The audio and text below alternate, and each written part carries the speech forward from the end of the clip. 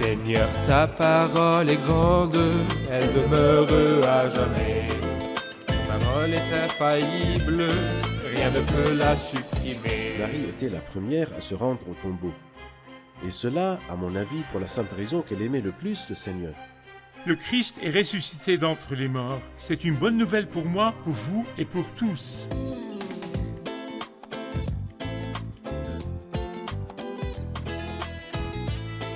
Bienvenue à vous, chers téléspectateurs, ainsi qu'à tous nos téléspectateurs dans le monde entier, dans un nouvel épisode de notre émission quotidienne d'études toute la Bible, dans laquelle nous étudions tous les livres de la Bible, de la Genèse à l'Apocalypse.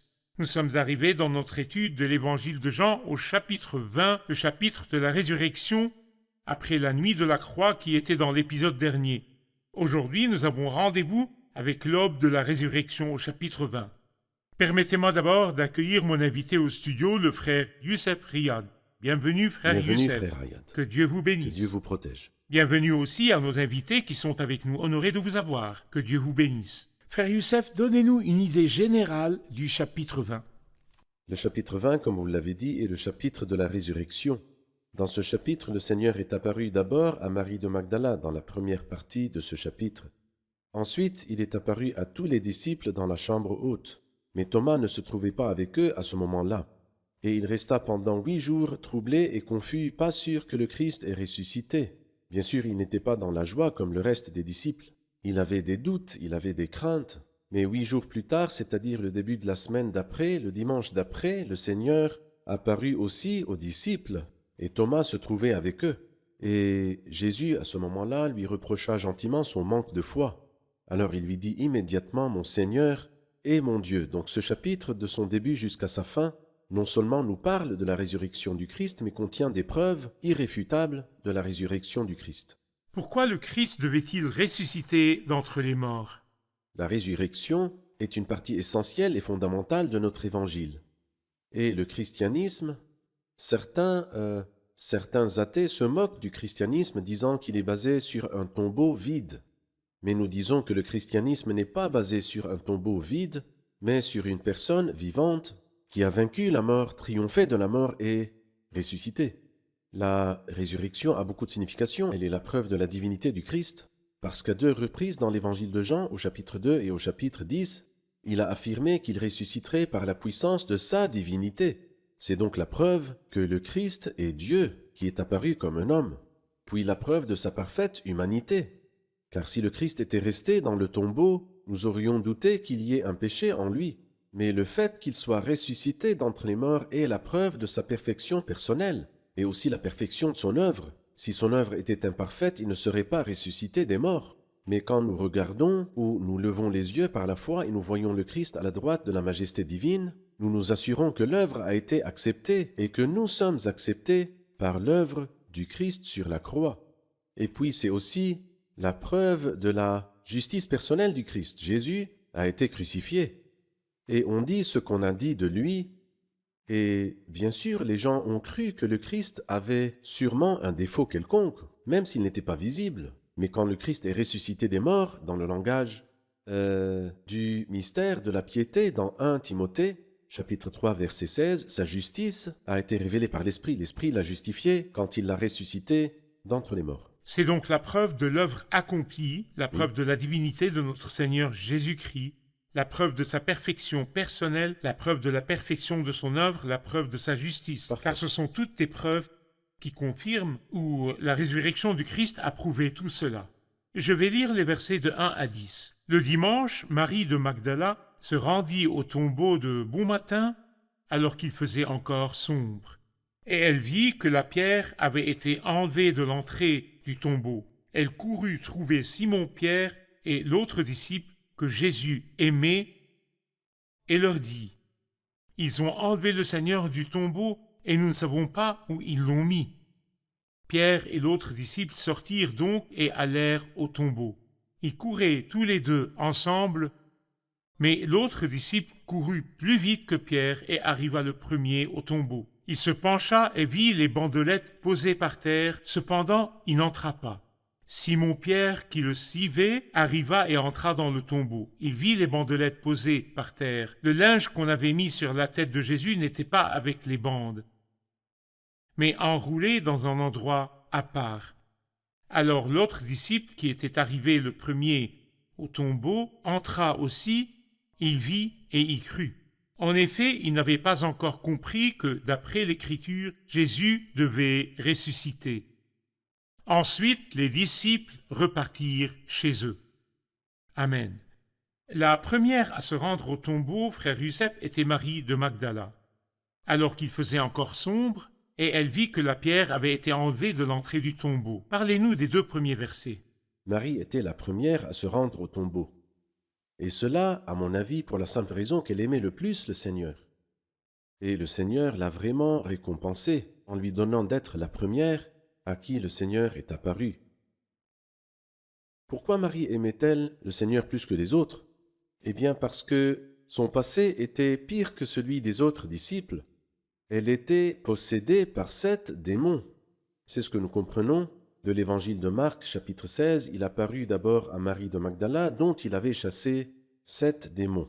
Alors, elle était esclave des démons, et nous savons très bien comment les démons humilient la personne qu'ils possèdent.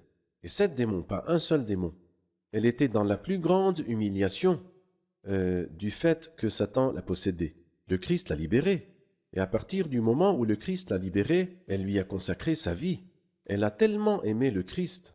C'est pourquoi ce n'était pas son cerveau qui fonctionnait, mais plutôt son cœur. Elle se leva de bon matin alors qu'il faisait encore sombre. Eh bien, madame, attends. Que feras-tu alors qu'il fait encore sombre? Où iras-tu? Que verras-tu? Que feras-tu? Mais attends donc un peu. Ce n'était pas son cerveau qui travaillait et fonctionnait à ce moment-là, mais plutôt son cœur. Je ne pense pas qu'elle se soit levée tôt, mais elle n'a pas dormi. Et elle n'a pas dormi pas seulement la nuit du sabbat, mais même pas la nuit du vendredi. Depuis le moment où le Christ est mort, elle a été en état d'apesanteur. Elle ne sentait plus son existence et la vie n'avait plus de couleur. Tout était d'une seule couleur, noir sur noir. Elle aimait vraiment le Christ. On lui a enlevé celui que son cœur aimait, celui qui occupait toutes ses pensées. C'est pourquoi elle est partie de bonne heure, un amour intense. Et le Seigneur l'a récompensée pour cet amour intense, en faisant d'elle la porteuse de la bonne nouvelle aux apôtres, l'envoyée du Seigneur aux apôtres. Je voudrais faire le lien entre le début du chapitre 20 et le dernier verset, ou les 2 derniers versets du chapitre précédent. Quand il dit « Or, il y avait un jardin à l'endroit où il avait été crucifié, et dans le jardin un tombeau neuf où personne encore n'avait été mis. » Ce fut là qu'ils déposèrent Jésus parce que c'était la préparation de la Pâque des Juifs et que le tombeau était proche. Je voudrais m'arrêter sur les mots tombeau et jardin.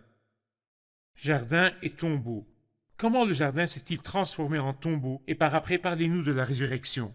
Nous nous rappelons que le péché est entré dans un jardin, le jardin d'Éden, si on peut l'appeler comme ça, le paradis d'Éden. Et le péché a été aussi élevé dans un jardin, et le Christ a été pendu à la croix en tant que l'arbre de la connaissance du bien et du mal et de la connaissance de la vie, ou bien l'arbre de vie en même temps. Et puis le Christ a été enterré. Il a été enterré dans un jardin et cela a une belle signification. Parce que justement, on sème dans le jardin. Et ce qui est semé pousse. Et le plus grand semeur s'est semé lui-même. Le Christ est le plus grand semeur. Mais le Christ n'est pas seulement le semeur, mais il est le grain de blé qui est tombé en terre et qui est mort, afin qu'il porte beaucoup de fruits. Et nous pouvons dire que le jardin dans le tombeau s'est transformé en jardin. Autrefois, à l'époque d'Éden, le jardin s'est transformé en tombeau. Quand le péché est entré. Lorsque le péché est entré dans le monde. Et là, le tombeau s'est transformé en jardin quand le Christ est ressuscité. Non seulement en tant que ressuscité, parce que Marie pensait, comme nous le lirons tout à l'heure, qu'il était le jardinier. Et il est vraiment le jardinier dans un sens spirituel. Il est l'homme qui cultive la terre dans le langage de Zacharie chapitre 13. Il a cultivé la terre et il était le plus grand semeur. Elle pensait qu'il était le jardinier et il était le jardinier dans un sens spirituel. Ce que vous dites est magnifique, mais nous allons faire une pause puis prendre une question du public. Chers téléspectateurs, je vous retrouve après la pause.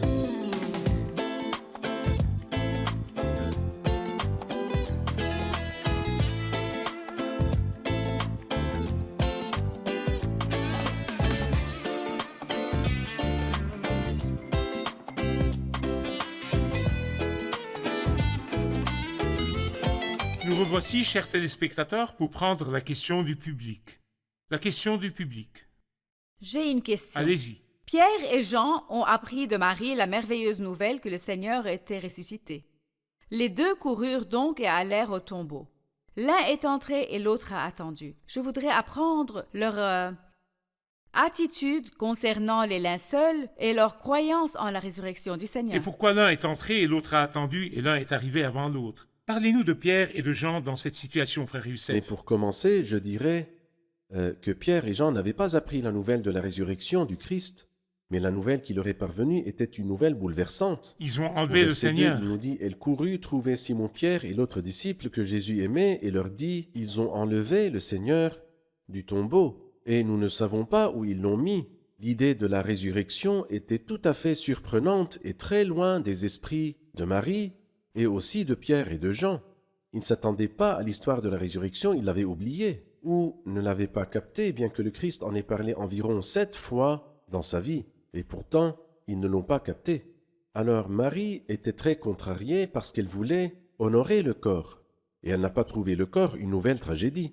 Le fait qu'il l'ait mis à mort était un grand malheur. Mais Marie avait l'espoir d'honorer le corps. Et même cela, elle en a été privée. Alors quand elle leur dit cela, Pierre et l'autre disciple sortirent et allèrent au tombeau. Ils couraient tous les deux ensemble, mais l'autre disciple courut plus vite que Pierre et arriva le premier au tombeau. Les commentateurs en donnent 2 interprétations.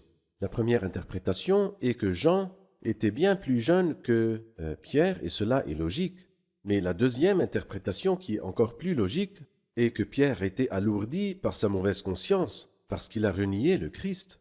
Et il n'y a rien de tel qu'une mauvaise conscience pour ralentir nos pas dans notre course après le Christ ou dans le service du Christ. C'est pourquoi Jean courut plus vite que Pierre. Mais Jean arriva au tombeau, se pencha et vit, mais n'entra pas dans le tombeau, parce qu'il ne voulait pas se souiller. C'est un juif qui comprend que le fait de toucher la mort de quelque façon que ce soit allait le souiller, donc il n'entre pas. Mais par contre, Pierre, qui avait renié le Christ, s'est dit « Il n'y a pas de temps à perdre. Qu'y a-t-il de plus impur que ce que j'ai fait ?» Et parce qu'il avait une mauvaise conscience, il s'est dit, c'est-à-dire au diable, les conséquences. Il entra dans le tombeau, peu m'importe si je me souille ou pas, mais je veux savoir si Jésus est vraiment dans le tombeau ou il ne l'est pas. Quand ils sont entrés dans le tombeau et ont vu les linceul étaient posés seuls et le linge qui était sur sa tête dans un endroit à part. Pourriez-vous nous donner une idée de la façon d'ensevelissement à cette époque et pourquoi le linge était séparé du reste des linceuls? Peut-être cela nous donnera-t-il une autre dimension de la résurrection du Christ. En fait, on dit que la résurrection du Christ a 3 preuves principales, et il y a encore d'autres preuves qui sont plus nombreuses et plus importantes que cela. Le tombeau ouvert, le tombeau vide et le tombeau bien rangé. Que signifie le tombeau ouvert? Qui a roulé la pierre? La pierre était là, marquée du sceau de l'Empire romain. Donc qui l'a roulé? Numéro 1, tombeau ouvert. Numéro 2, tombeau vide. Ils entrent et ne trouvent pas le corps.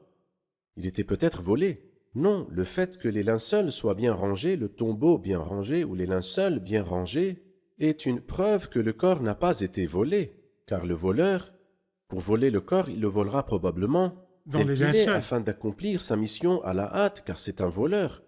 Il n'est donc pas possible que le corps ait été volé ou même qu'il ait été pris. Si c'était un bien-aimé, il le prendrait avec les linceuls. Et si ce n'était pas un bien-aimé, il ne se soucierait pas de ranger les linceuls. Le fait que les linceuls soient bien rangés, et vous demandez d'expliquer la méthode d'ensevelissement. En fait, on enveloppait le corps. Ensuite, la tête du défunt était enveloppée par un linge.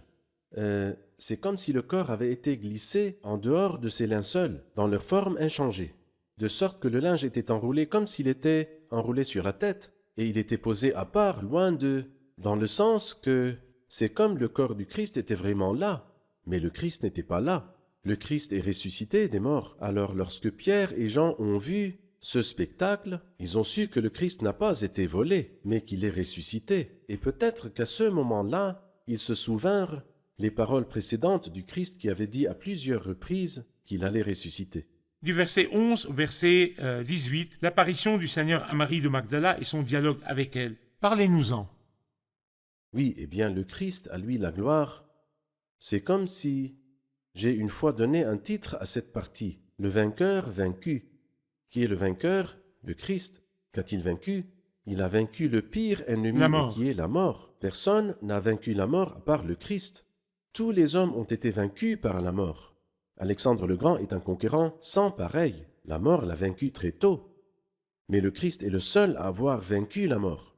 Mais ce vainqueur a été vaincu. Et celle qui l'a vaincu est une femme. Celle qui l'a vaincu est une femme avec ses larmes. Marie se tenait dehors près du tombeau et pleurait. Les 2 disciples étaient partis. Elle n'avait pas de maison. Cela ne veut pas dire qu'elle n'avait pas de maison où habiter. Mais Marie voyait le monde tout entier comme une tombe, comme un tombeau. Après la mort du Christ, elle se tenait dehors près du tombeau et pleurait. Et tout en pleurant, elle se pencha. Elle veut regarder à nouveau. Peut-être trouvera-t-elle une trace du Christ, ou le bout d'un fil, ou un petit indice qui l'aide à le retrouver. Mais elle a vu 2 anges assis, l'un à la tête et l'autre ange assis aux pieds, à la place où avait été couché le corps de Jésus. Peut-être nous souvenons-nous encore, quand nous avons étudié Jean chapitre 12, que la tête du Christ a été ointe de parfum, ainsi que ses pieds. Et là encore, nous trouvons un ange à la tête et un autre ange aux pieds. Et ils dirent à Marie, « Pourquoi pleures-tu » Les anges étaient étonnés. « Aujourd'hui est un jour de joie. Aujourd'hui tu es censé être ravi. Pourquoi pleures-tu » Elle leur répondit, « Parce qu'ils ont enlevé mon Seigneur. Et je ne sais pas où ils l'ont mis. Quelle merveilleuse consécration » En disant cela, elle se retourna. Elle avait vu 2 anges. Ce n'est pas une blague, c'est la vérité. La Bible dit 2 anges. Oui, mais elle cherchait le maître. Elle voulait le maître. Il y a tant de gens aujourd'hui qui courent après des anges, et parfois pas des anges, des pigeons. Ils disent « j'ai vu des pigeons ». Mais voilà que Marie cherche le Christ, elle ne cherche même pas les anges, elle cherche le Christ. Donc quand elle vit les 2 anges, elle leur tourna le dos et commença à chercher le Christ. Elle vit le jardinier, ou bien celui qu'elle pensait être le jardinier. Elle lui dit « s'il te plaît ». Et encore une fois, le cerveau de Marie ne fonctionnait pas, c'est son cœur qui fonctionnait. Elle lui dit « Seigneur, si c'est toi qui l'as emporté, dis-moi où tu l'as mis et j'irai le prendre. Mais comment le porteras-tu, madame? Pourras-tu porter le corps d'un homme? Ce n'est pas un petit enfant, c'est un homme. » Amour. Mais elle ne faisait pas fonctionner son cerveau, mais plutôt son cœur. À ce moment-là, Jésus lui dit « Femme, pourquoi pleures-tu? Qui cherches-tu » Et ensuite, quand il sut ce qu'elle voulait, il lui dit « Marie ». Et le simple fait que le Christ l'ait appelée par son nom, comme le dit le cantique, « Je reconnais la voix de mon Seigneur d'entre toutes les autres voix, appelant avec la voix de l'amour et réveillant les morts. » C'est comme le berger qui appelle par leur nom les brebis qui lui appartiennent. Parfait. Elle lui dit, quand elle le reconnut, elle voulut le toucher, au verset 17. Jésus lui dit, « Ne me retiens pas, car je ne suis pas encore monté vers mon Père, mais va trouver mes frères et dis-leur que je monte vers mon Père et votre Père, vers mon Dieu et votre Dieu. » Marie de Magdala alla annoncer aux disciples qu'elle avait vu le Seigneur et qu'il lui avait dit cela. Pourquoi lui dit-il « Ne me retiens pas » Eh bien, la parole qui vient immédiatement après nous l'explique. « Ne me retiens pas parce que je ne suis pas encore monté vers mon Père. » Je l'explique, comme certains commentateurs l'ont dit, que le Christ ici accomplit parfaitement les symboles de l'Ancien Testament. Les symboles de l'Ancien Testament, comme quoi le Christ est la Pâque, il est mort le jour de la Pâque, aucun de ses os n'a été brisé et son sang a été versé. Mais il devait aussi ressusciter à la fête des premières récoltes. Et là, le jour du dimanche, qui est le lendemain du sabbat, est une fête chez les Juifs appelée la fête des premières récoltes. L'agriculteur, dans cette fête, prenait la première gerbe de moisson et la portait au prêtre, qui fera avec la gerbe le geste de présentation devant l'Éternel. Ici, le Christ veut accomplir le symbole du jour des expiations. Il a donc pris ceux qui ont ressuscité d'entre les morts, d'après ce que nous lisons dans Matthieu chapitre 27, et il les prit avec lui au ciel pour faire le geste de présentation devant l'Éternel. Puis il est redescendu une 2e fois. C'est comme si le Christ lui disait « Si tu ne m'étais pas si cher, je ne serais pas venu, je n'ai pas encore fini le travail, j'ai du travail. Mais je suis apparu spécialement pour toi, parce que je n'ai pas pu supporter tes larmes, ma chère. » Les versets de 19 à 23. Le soir de ce même dimanche, les portes de la maison où les disciples se trouvaient rassemblés étaient fermées, car ils avaient peur des chefs juifs. Jésus vint alors se présenter au milieu d'eux et leur dit « Que la paix soit avec vous. » Après avoir dit cela, il leur montra ses mains et son côté. Les disciples furent remplis de joie en voyant le Seigneur. Jésus leur dit de nouveau « Que la paix soit avec vous. Tout comme le Père m'a envoyé, moi aussi je vous envoie. » Après ces paroles, il souffla sur eux et leur dit, « Recevez le Saint-Esprit. Ceux à qui vous pardonnerez les péchés, ils leur seront pardonnés. Ceux à qui vous les retiendrez, ils leur seront retenus. » Nous allons faire une pause puis prendre la question du public. Chers téléspectateurs, je vous retrouve après la pause.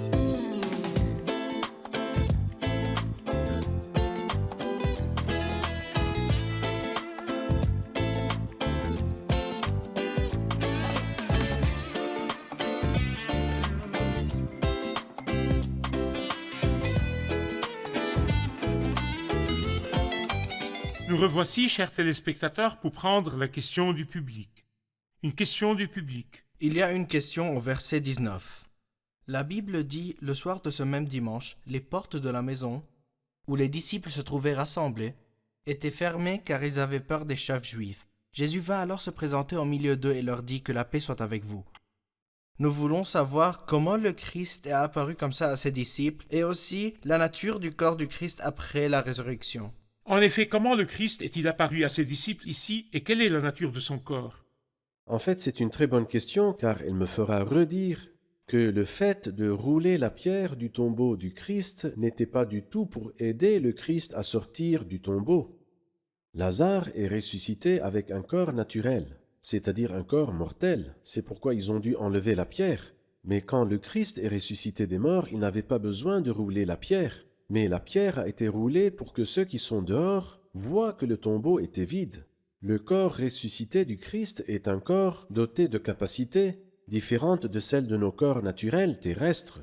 Alors il peut se déplacer d'un endroit à l'autre en un clin d'œil. Il peut apparaître et disparaître, comme ce fut le cas pour les disciples d'Emmaüs. Il est capable d'entrer dans la chambre haute qui est fermée sans avoir besoin de frapper aux portes, mais il entre. Si le Christ venait maintenant et voulait nous enlever parce qu'il est venu pour nous enlever et que je sois par exemple dans un immeuble à New York de 100 étages par exemple et que je sois au premier étage, est-ce que je monte par la porte? Non, je monterai directement. Je rentrerai dans plusieurs bétons armés et alors?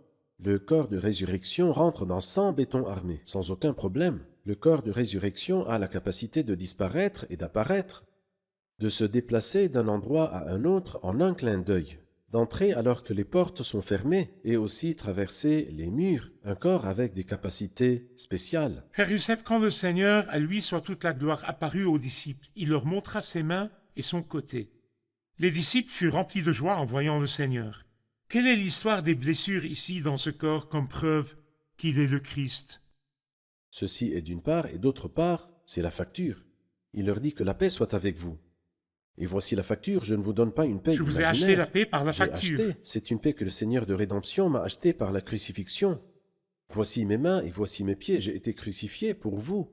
Et voici que je vous offre la paix sur la base de l'œuvre de la croix. Après avoir dit que la paix soit avec vous, tout comme le Père m'a envoyé, moi aussi je vous envoie. Après ces paroles, il souffla sur eux et leur dit, « Recevez le Saint-Esprit.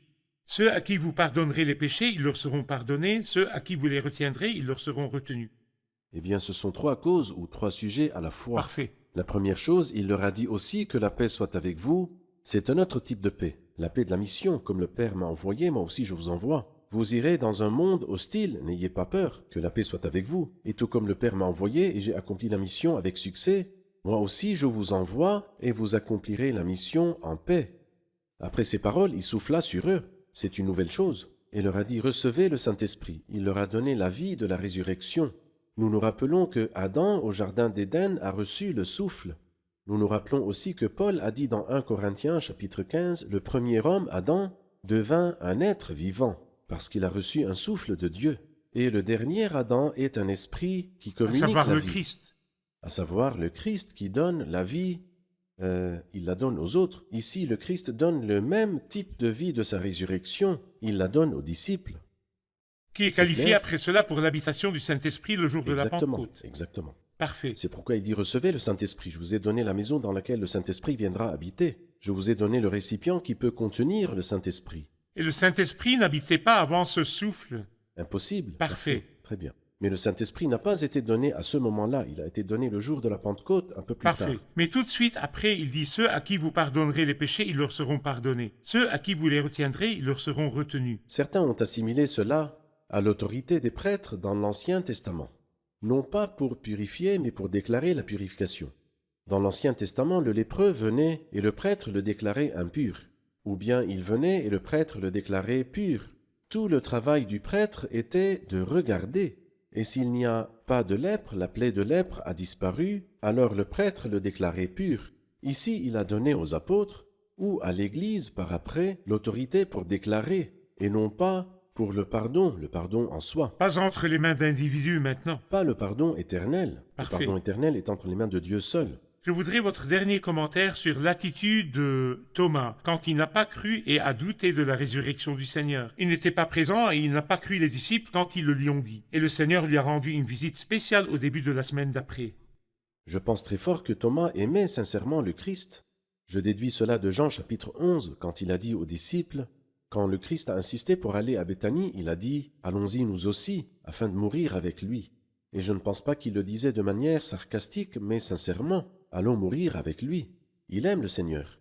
Mais sa personnalité, et nous savons que les gens sont de tout type, tous les gens ne sont pas pareils. Il y a quelqu'un de très émotif qui s'échauffe vite, et quelqu'un qui veut la preuve, mais quand il reçoit la preuve, il y tient de toutes ses forces.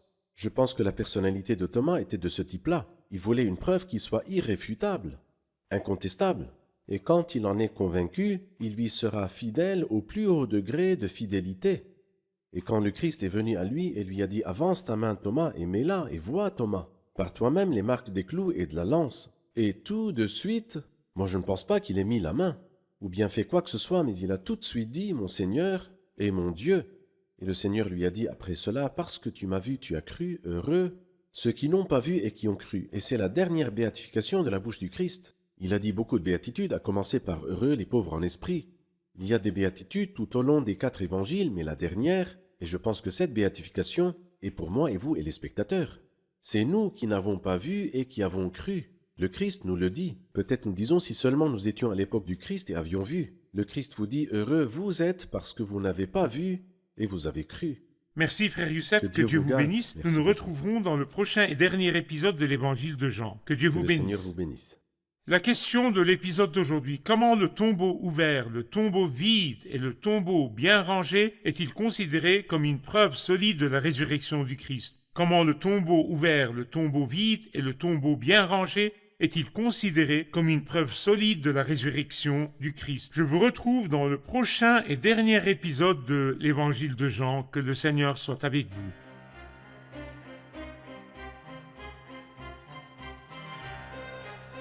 M'aimes-tu, c'est la question la plus importante. Oui, Seigneur, c'est la réponse la plus claire. Prends soin de mes brebis, c'est la mission la plus grande et la plus honorable. Lequel est accepté dans les tribunaux du monde? Le témoignage documenté par l'ouïe et la vue ou le témoignage par la parole seulement? Seigneur, ta parole est grande, elle demeure à jamais. Ta parole est infaillible, rien ne peut la supprimer.